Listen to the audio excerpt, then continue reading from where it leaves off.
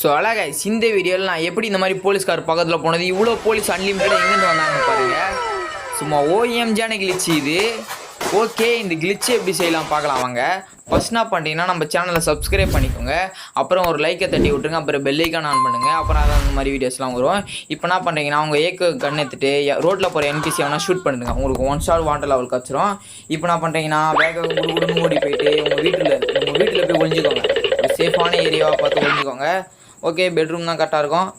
Okay, அந்த police போகிற வரைக்கும் வெயிட் பண்ணணும், அந்த ஸ்டார் போகிற வரைக்கும். ஓகே, ஸ்டார் போயிடுச்சு. இப்போ வெளியே போங்க.